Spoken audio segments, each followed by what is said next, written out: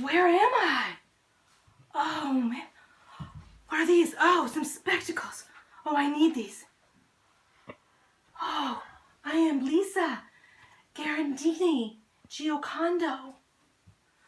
You might know me as Mona Lisa. Have you ever heard of me? Yes, I have. But where did you come from? I think I came from the past.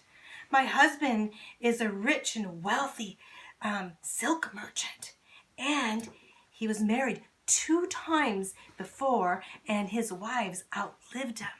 And so I was betrothed to him, and I was only 15. That's the way they used to do things around there. But this year, what year is it? It's 2019. You were from 500 years ago. 1507, in the year of our Lord. That's in Florence. In Florence, Italy. That's where I'm from. Oh my goodness, Mona Lisa. Have you seen the painting of me? Have you seen the painting of me? Yes, I have.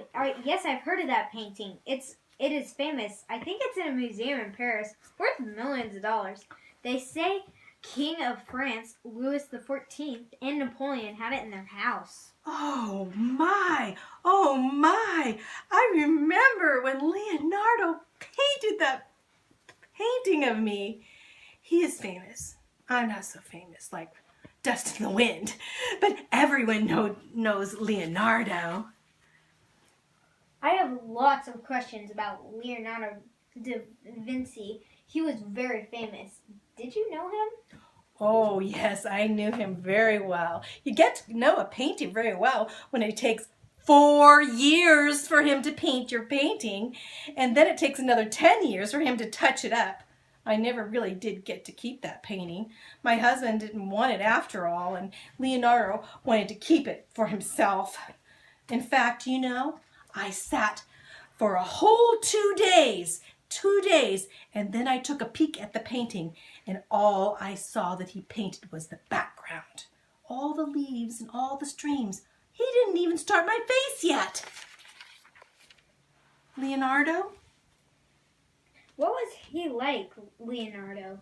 Oh, Leonardo. He was my friend. He was such a hoot. He'd say, "Don't smile, don't smile, don't smile." And so I was sit there going, I couldn't help but smiling. Of course, when somebody tells you not to smile. And then he said something really special. And I even have it written here somewhere. It says, he said, "There's a place of mystery between light and darkness.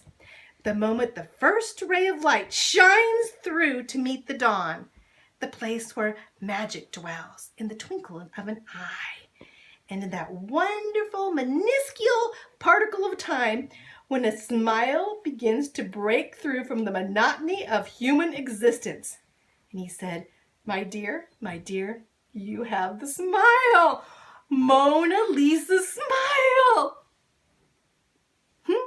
What do you think? Well, I've heard lots of things about him. I have a lot of questions. Was he a genius? Oh yes, he was a genius. He was a magnificent genius. His name, DaVinci. Did you know that Vinci was where he's from, and Vinci was not even on the map, only Florence.